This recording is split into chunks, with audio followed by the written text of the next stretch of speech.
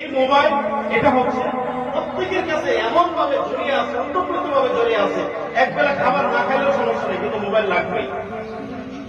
আগে মানুষে কি করতো, 2-4 জন একসাথে হলে আড্ডা দিত, গল্প করতো। কিন্তু বর্তমানে এখন এমন পরিস্থিতি হয়ে গেছে যে মোবাইল আসার কারণে এখন সেই গল্পটা হয় না। মানুষ বসে আছে এখানে, কিন্তু সে কথা বলতেছে বাহিরে, কত দূরে দূরে কথা বলতেছে। মনে রাখবেন, এই মোবাইলটা যেমন ভালোর জন্য যেমন, আবার ঠিক তেমনি খারাপও আছে। যদি আপনি ভালোর জন্য মোবাইলটা ইউজ করেন, তাহলে ভালোর মধ্যে শেষ নাই, ভালোর কখনো শেষ নাই। আর যদি আপনি খারাপের দিকে যেতে চান, তাহলে খারাপের কোনো শেষ নেই। এজন্য সন্তানদেরকে, আমার বাড়িতে যা আছে, এই সন্তানদেরকে ওই যে হুজুরের মতো বিষয়ে একটা কথা বলবো, যে অনেক সন্তান আছে এরকম মোবাইল হাত খায়, মোবাইল ছাড়া কি করে না, হাত খায়।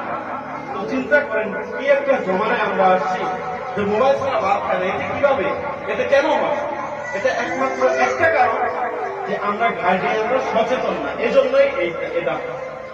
কই আমরা আমাদের সন্তানদেরকে তো এরকম ভাবে দেই না, ফোন তো দেই না, কিন্তু এরপরে তো ফোন তো আছে, তারপরে তো দেই না। এরপরে তো কিছু চলতেছে, কান্না করি, 1 দিন 2 দিন কান্না করি, 3 দিন কান্না করি, 4th দিন এক সপ্তাহ পরে দেখবেন এই সন্তান ঠিক হয়ে যায়।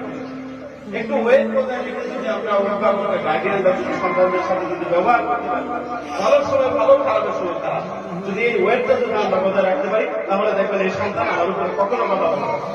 ছোট ছোট বাচ্চা এখনই কি করে, মা বাবার কথা শুনতে চায় না। কেন শুনে না?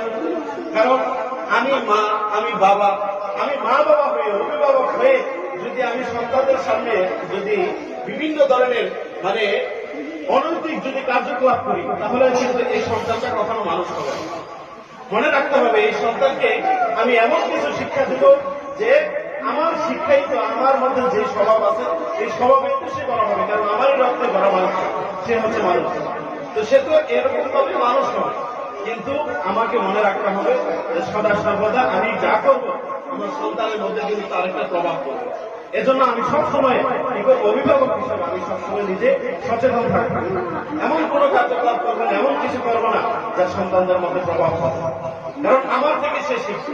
এখন আমি যদি টিভি ছেড়ে যদি এখনই গান দেখতে থাকি, নাচ দেখতে থাকি, তাহলে এই সন্তানটা কি করবে যে না, আমার বাবা নাচ দেখে, গান দেখে, তাহলে আমিও শিখি, আমিও দেখি। আমার বাবা তো ফোনের মধ্যে দেখে, গান দেখে, নাচ দেখে, সবকিছু দেখে, তাহলে আমি কেন দেখবো না? আমার বাবা দেখে টিকটক, তো আমি কেন দেখবো না? এই যে আমরা যদি গার্ডিয়ান সচেতন না হই, তাহলে দেখা যাবে কি করবে, এই সন্তানরাও ঠিক তেমনিভাবে কি করবে, এই গান, নাচ সবকিছু। এজন্য